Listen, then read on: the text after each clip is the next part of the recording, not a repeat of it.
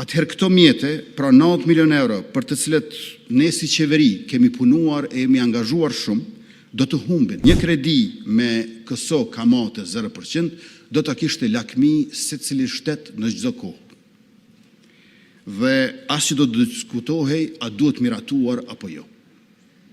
Por ja që te ne ka më shumë se një vit që ajo e pret ratifikimin. Nëse ka diçka për cilat do të hyjmë në histori, është pikërisht kjo, që një kredi me 0% kamat pret ratifikimin një 10 ditë, ndërkohë që nuk do të duhet kishte diskutim fare.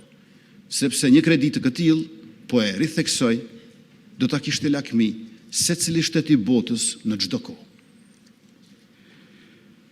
Dhe nëse nuk ratifikohet në këtë seancë, e vendi shkon në zgjedhje, atëherë këto mjete, pra 90 milion euro, për të cilët ne si qeveri kemi punuar e jemi angazhuar shumë, do të humbin, sepse ka shumë shtete tjera që e presin me krah të hapur një financim të këtillë.